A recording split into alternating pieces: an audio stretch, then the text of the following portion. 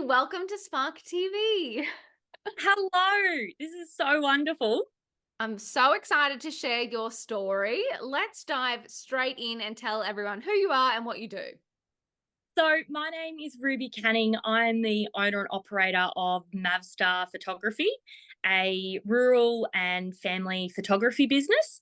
I'm based in Dunkeld, Victoria. However, I've had many wonderful trips to Canada and America, Darwin as well. But yeah, I travel Australia wide, specialising in beef cattle photography and rural family photography. So, yeah. So cool. And how on earth did you get into this? Yeah, definitely. Well, I'm a sixth generation beef cattle producer, so naturally we grew up on the farm with our grandparents, with our parents. We always had such a love for the beef industry, and I was really blessed. I spent my first 12 years with my grandfather on the farm, learning everything there was about beef cattle. And unfortunately, we lost him, yeah, when I was 12, and that was just such a great loss. And I think it was really after when he passed away and those last couple months with him, it was like, wow, this is all we've got. We've got left to those photos, all we've got left to those memories. And I guess my business started at that. It was a passion project for many years as a legacy that I continued on for my late grandfather, because we love taking photos of cows together, and we naturally just shared such a beautiful relationship. And I think I'm really blessed to be able to build a business that started simply from the love of cattle and the love of agriculture, and growing up with such a beautiful tight knit family on the farm. So yeah. Wow, I love it so much. It's just so beautiful and so like niche in the best possible way, in the best way of Yeah. like you found a way to create a business around this beautiful lifestyle that you have that celebrates your upbringing, that supports everyone in your family who has, who's in this business. Like it's just awesome. I love this about business that we can make it anything we want it to be. 100%. And I think it kind of comes back to, everyone, there's so many photographers out there and there's so many family photographers, but to be actually able to find that niche of beef cattle has just Mm.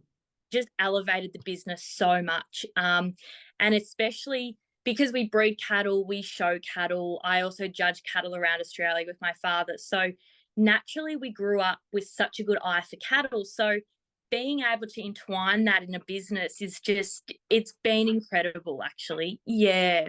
Wow. And it's so cool. And I love that you said that yes, there are a lot of photographers, Yeah. but by intertwining your skills, your upbringing, your family, your love for this industry, you have been able to set yourself apart. I just feel like it's a great business lesson, right? Like if you're somebody that has a particular skill who is wanting to start a business, or you're wanting to reposition yourself, like really thinking about what it is that you love and enjoy, and those parts of you is such a great way to niche a business. Oh, 100%. And I think especially with that, when you are so set on your niche and your dream client, you really have that the most incredible opportunity to work with clients that naturally gel with your own values as a Mhm. person, own business too.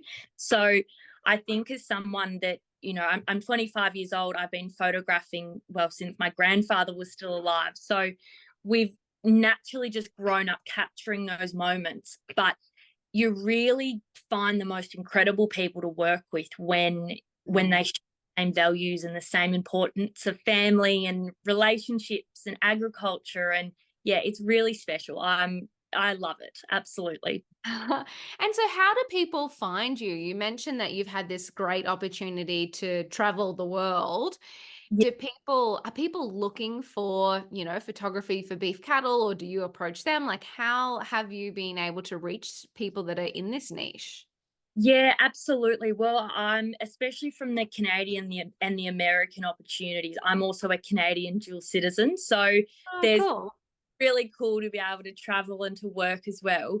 But I think particularly in regards to the beef cattle side of it, there are so many people that rely on high quality images, high quality videos to actually market their cattle as well, to Mm.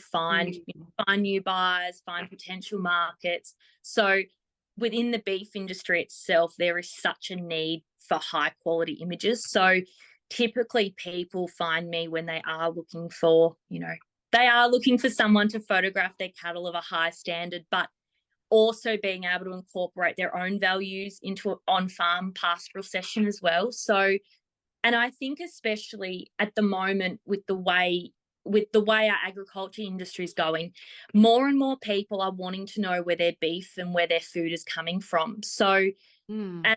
as producers, naturally, we want to showcase that to the wider audience, and being able to capture that and share that is really really special. I think it's truly empowering to be shared an entire supply chain with, and being able to capture that along the way. It's pretty cool. Yeah. Wow, I had never thought of that, but it's so interesting that the need to tell stories and to Yeah. share content and to, share your values as a business owner with the world obviously does it is not limited to, any industry. Like beef is just exactly the same, right? Like you have to share those stories, and what better way through photography and content? Definitely. And for so long, the farming side of it is typically, that older generation that is stereotyped possibly into thinking when we finish year 12 or when we finish uni, we can't just go back to a farm and run a farm, because that isn't what they wanted their kids to do. But it just seems like lately there's been such a shift in encouraging young people to have a career in agriculture, and actually sharing those stories of people that have successfully grown businesses in agriculture, and those people that have continued on their generational farming for another generation.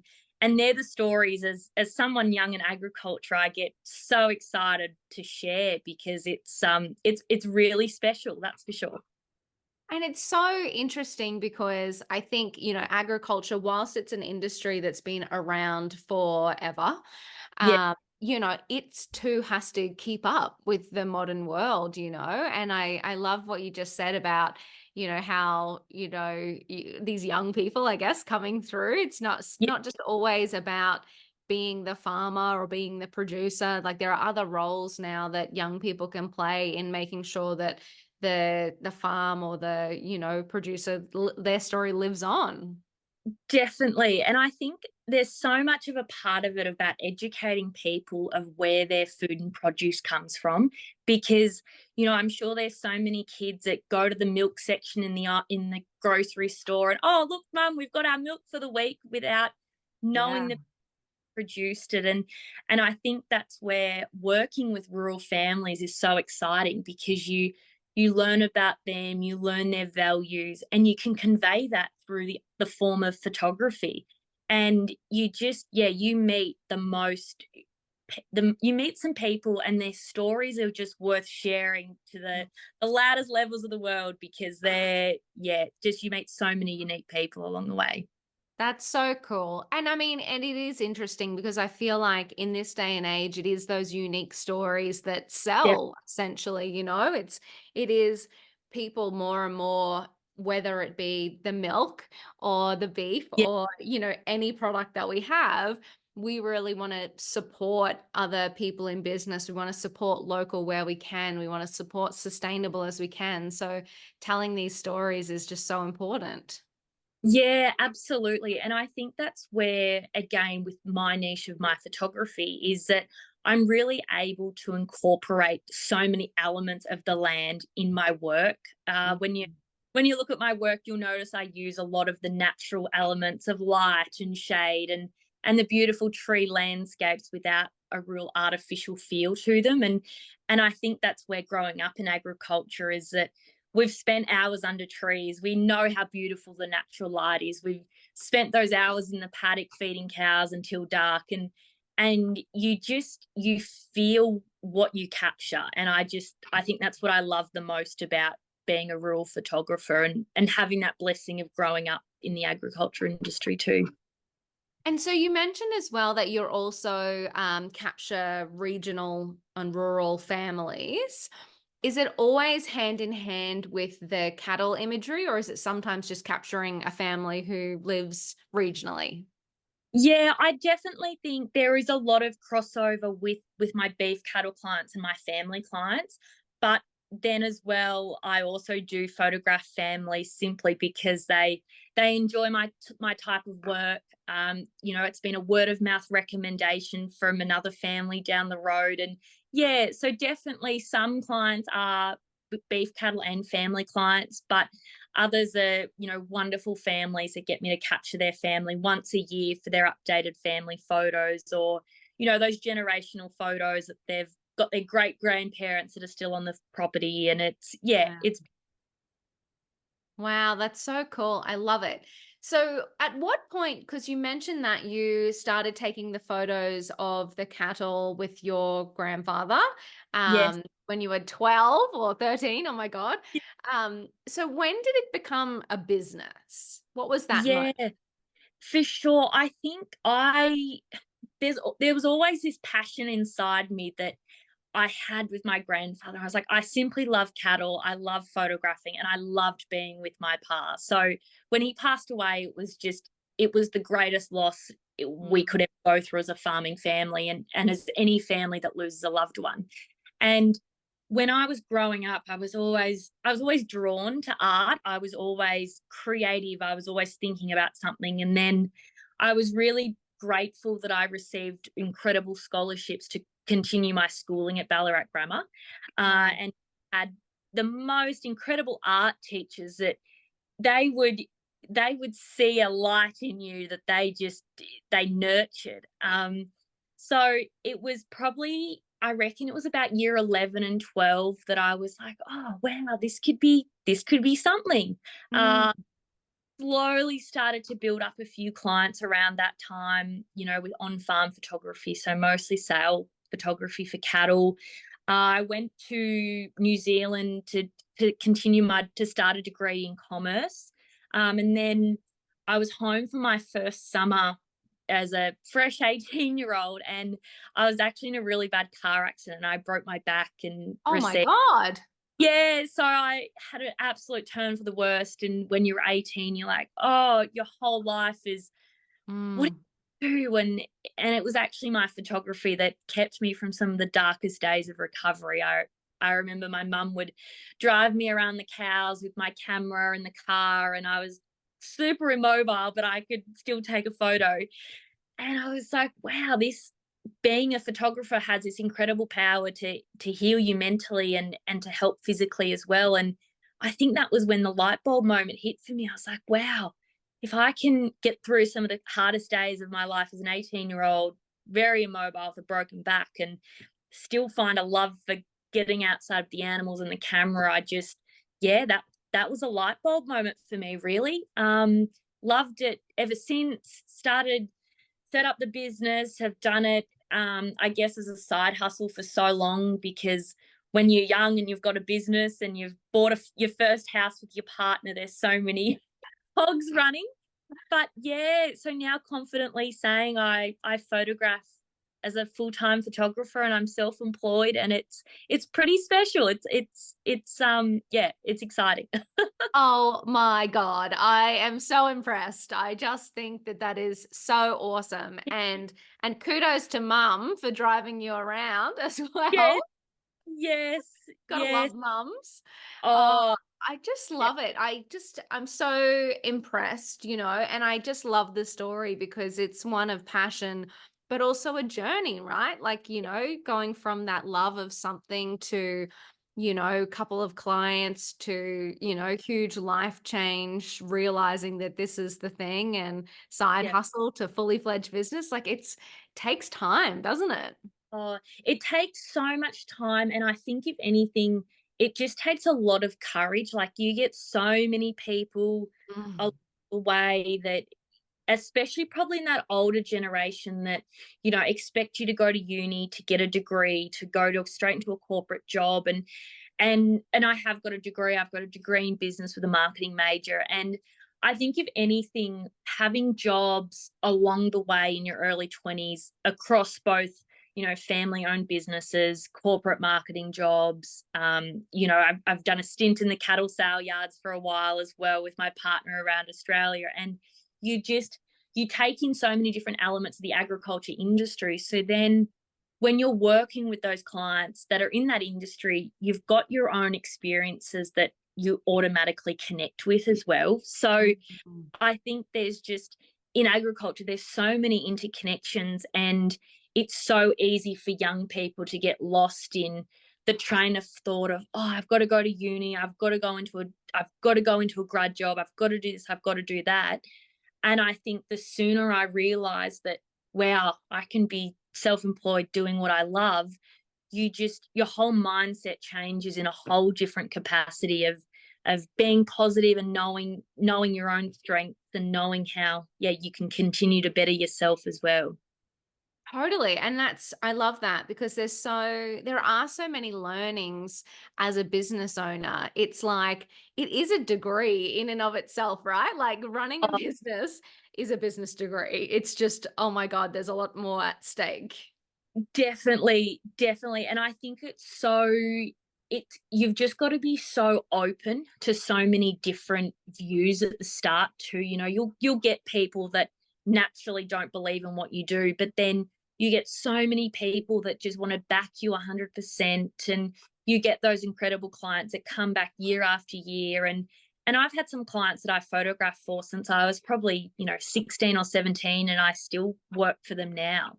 So there's a real connection within the people within agriculture, but you also learn as a business owner that you've got really good clients and you also learn a lot about different people and different businesses when you do get those more challenging clients too. So yeah, I think it's just such a balancing act of your own life, your own business, and just being entirely passionate about what you do. What do you think? That's a really interesting segue. What do you think has been the biggest challenge for you as a photography business? I think for me at the start, it was having the confidence to say no to jobs that Mm. with the people that may not have aligned with your own values. I think no matter what, and in particularly with the cattle photography, not I never go onto a farm thinking, okay, all I've got to do is photograph a cow here and leave. I have to photograph these animals to the best of my ability so these clients get the best results in the marketplace. And I think as soon as you work with people that they only want a service, they don't want an experience, to Mm. me, that's an automatic, I'm not the person for you sometimes, because I'm naturally a person that I care about your business, I care about your outcomes, and working with people that respect that as well just makes such a good experience overall. So I definitely think the biggest learning for me was to be able to have the confidence to say no. And I know that when you're starting out, you take on every opportunity to make as much money as you can, but yeah, sometimes you've got to have the courage to say no. And I also think in saying that, and especially for younger people, building their brand and building brand awareness, especially in rural communities, at the same time, it's okay to say no, to jobs that may not align with you specifically, but being able to say yes to those community involvement events, go and photograph that Good Friday appeal for no charge, because you are building your brand and people are going to recognize as, oh wow, they're a really good person, they're helping out in the community. So yeah, that's definitely been a really big learning. Yeah, definitely the biggest I learning. I Yeah. love that so much. There's often a funny thing about doing things for free. You know, Yeah, there's almost a bit of a line. Like you're like, at what point do I, yeah, say yes and help yeah, people out on different levels, and on what point do I go, no, that's like literally my business. I have to charge you for that. It's hilarious. I literally had a call like that this morning, and I've been in business for like 12 years now, and I yeah, was still on this sales call thinking I should just say yes. I should just say yes and do it. And I was like, what is wrong with you? Like, why do I still think like that? Because you're so right. Like, you know in your gut when people are the wrong fit for you, and when they are the wrong fit, and you like take a pay cut or you take a Yeah, customer that you don't think you should take, it always turns out crap. It always is the worst experience. 100%. And when you people and animals together, Oh you no. you need every good experience possible, that's for Oh my sure. God. That's hilarious. But I do agree with you. Giving back to the community Yeah, and building your brand where it's relevant there is a game changer. I totally agree. I do. I tell you, I do so many free master classes for people and all that stuff. And I'm like, it always like, ends up in something, an opportunity here or a sale or a connection or a great conversation. Like it's never detracts, giving back to your community, I think is so amazing. It doesn't matter what industry that you're in. oh, 100%. And I even know, growing up with my grandfather, he did so much for young kids that were, wanting to learn how to show cattle or wanting to get into the beef industry. And I truly believe when I give back in my business as well, I feel that it's a connection still with my grandfather. And he Mm. installed that in us kids when I was so young that give back and people will always remember how you made them feel. And to me, that is still so important in my business today. And I'm really involved in our local communities and I try and be on committees where I can be just to give back because it's people remember how you make them feel, that's for sure. I love that so much. Now, we always like to wrap up our podcasts with one last piece of advice. So, Lovely. reflecting on your time in business, what is a piece of advice that you would give to another woman in business on her journey? I really think when you can find your niche and be 100% confident with what you do and not comparing yourself to another photographer or business owner in the same I guess area, you will have a complete shift in your mindset that just sets you up completely and you don't feel like you've got competitors, you feel like you have a network and you have support. And I think that would be my best bit of advice to give to any young person in business because you just find mentors, keep in mind that you can learn something from everyone and just have the most incredible people in your circle, have those friends, have those family. I'm really grateful that my entire family support my business. My partner is just he's my rock, he is incredible. And people need people, and I think if you do the best that you can do early on, it just sets you up for your success in the future, I think, for sure. Incredible, Ruby. Thank you so much for being here on Spark TV today. Pleasure. Your story and your insights and your wisdom, you're amazing. Thank you. I have had such a wonderful chat with you this evening, and I think it's just so incredible, what you do for women in business because it's an incredible platform, and I really hope that more women jump on board and apply for your grants and apply for everything they possibly can because there's incredible opportunities out there and networking opportunities as well. That's for sure. Oh, thank you so much. You've made my day.